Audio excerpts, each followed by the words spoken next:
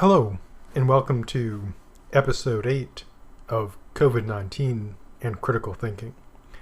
In today's episode, we'll look at the prediction fallacy.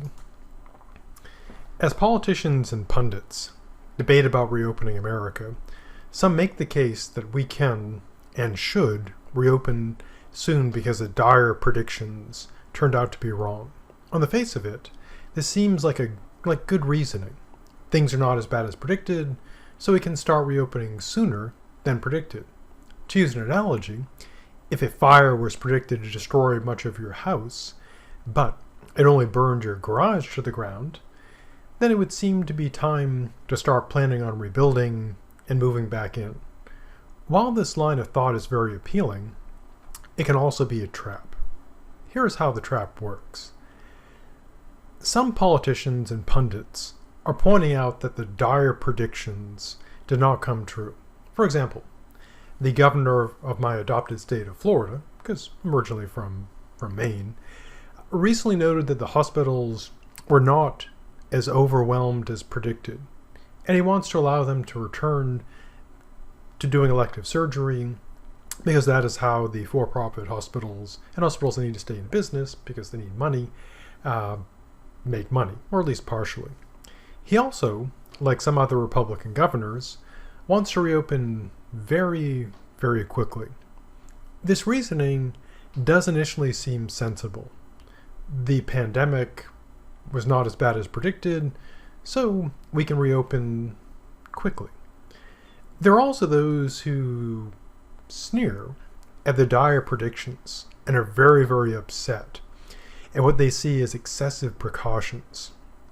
They claim that we shouldn't be doing all this social distancing, or at least as much. We should open up because it's not as bad as the experts predicted. This can also seem quite sensible. The experts predicted a really terrible outcome for COVID-19. Lots more deaths. But they were wrong. So far, not as many people have died as were predicted. We might infer that therefore we overreacted and should roll back the precautions. So one might conclude the predictions were not as terrible in their outcome as the predictions predicted. So reopen America. Now, while it is quite reasonable to consider whether the precautions are excessive, we should definitely consider that. Are we doing too much? And we need to update our assessments of when to reopen. But there is a very tempting fallacy that needs to be avoided. This can be called the prediction fallacy. It occurs when someone uncritically rejects a prediction and responses to the prediction when the outcome of that prediction turns out to be false. The error in the logic occurs because the person fails to consider what should be seemingly obvious. And if an effective response is made to a prediction, then the prediction is going to be wrong. The form of the fallacy is this. Premise 1. Prediction P predicted X if we do not do R. Premise 2. Response R was taken based on prediction P. Premise 3. X did not happen, so prediction P is wrong. Conclusion. We should not have taken response R, or alternatively, we no longer need to take response R. Put a little less formally, prediction predicted an outcome if we don't do something. We did something, but prediction turns out to have been wrong, so we shouldn't have taken that response or don't need to keep taking that response. Now, to use a concrete example, considering the following argument. Premise 1. Experts predicted that the hospitals in Florida would be overwhelmed if we did not respond with social distancing and other precautions. Premise 2. People responded to the prediction with social distancing and other precautions. Premise 3. The hospitals in Florida were not overwhelmed, so the prediction was wrong. Conclusion. The response was excessive and we no longer need to practice all those precautions and can open Florida up. So is this good reasoning? Well, no, obviously, fallacy. So while it is obviously true that a prediction that turns out to be wrong is wrong, the error is to uncritically conclude that this proves that the response based on the prediction need not have been taken, or that we no longer need to keep responding in this way. The prediction in question assumes that we do not respond, or do not respond in a certain way. And, of course, the response is intended to address this prediction. If the response was effective, then the predicted outcome without it would not occur. That's the whole point of responding, to not get the outcome that's predicted if you do nothing. So to reason that the failure of the prediction shows the response was mistaken or no longer needed would be a mistake in reasoning. One could be right, but more is needed than just pointing to a failed prediction and saying it was predicted that if we didn't do this, then this bad thing would happen. We did that. The prediction turned out to be false, so we didn't need to do that. That would be bad logic. To use a silly, but hopefully effective analogy, imagine that we're in a car and we're driving towards a cliff. You make the prediction that if we keep on going, we'll go off the cliff and die. So I turn the wheel and avoid the cliff. If backseat Billy gets angry at us and says that there was no reason to turn the wheel, or that I should turn back because we did not die in a fiery explosion as predicted, Billy would be falling for this fallacy. After all, if we did not turn, then we would have died. And if we turned back too soon, then we die. The same applies to COVID-19.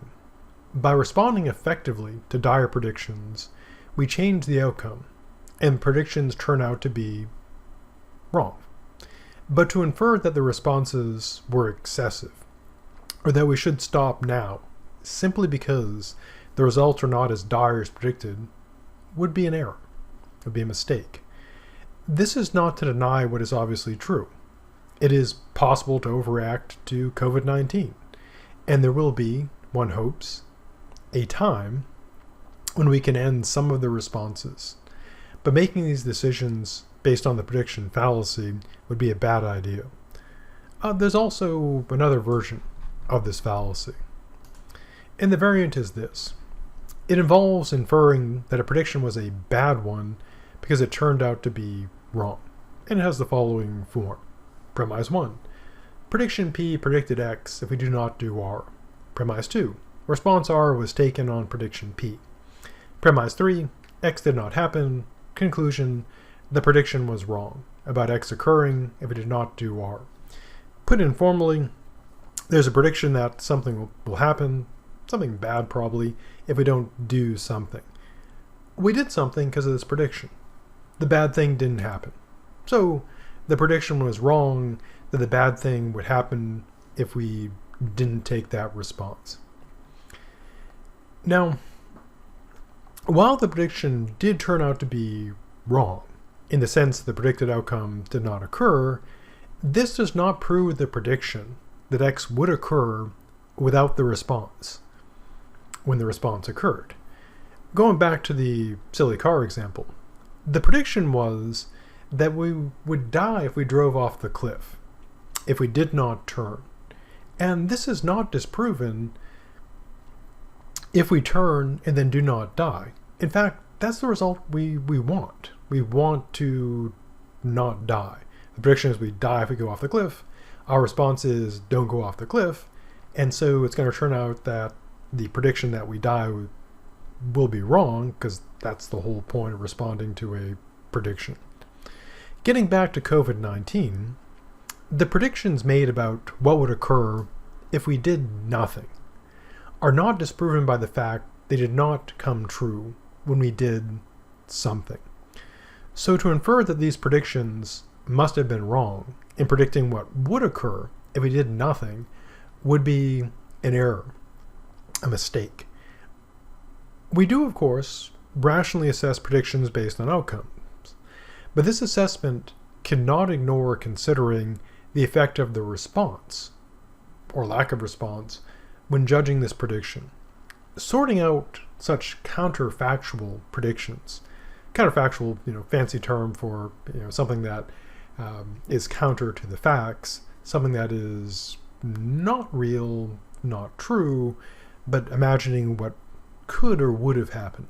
A lot of speculative fiction, science fiction, alternative, reality stuff. Those are, counterfactuals.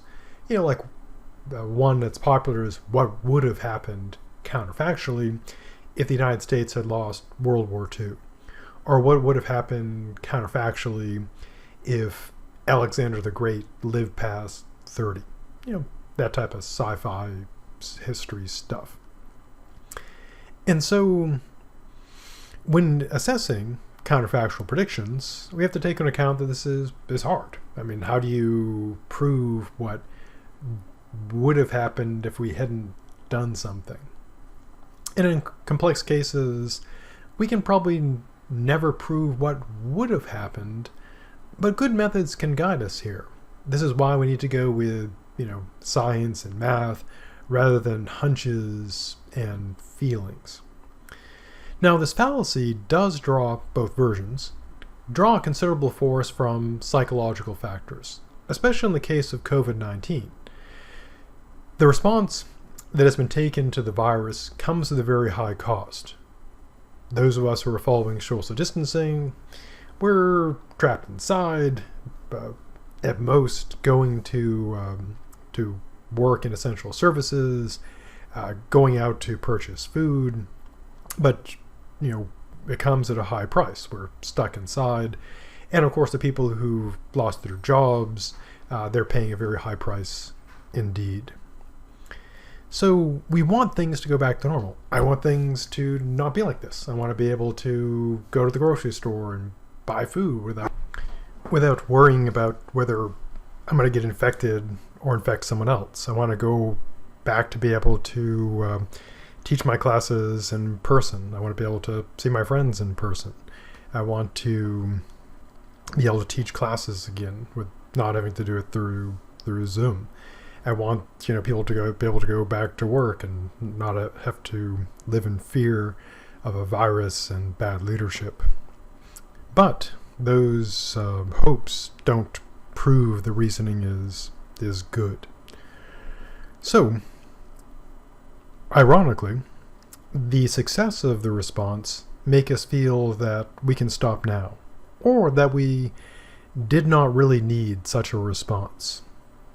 But from this bad reasoning, we can't draw that inference, because, as always, bad reasoning can lead to bad consequences. And in a pandemic, it can hurt and even kill many people.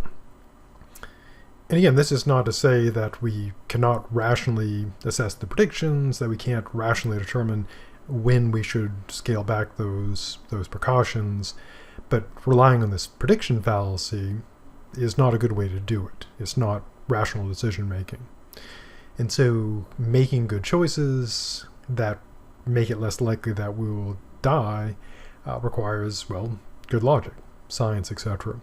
And so it's important to think well about these things and not be ruled by what we want and believing simply what we're told because we want it to be true. But stay safe, and I will see you in the future.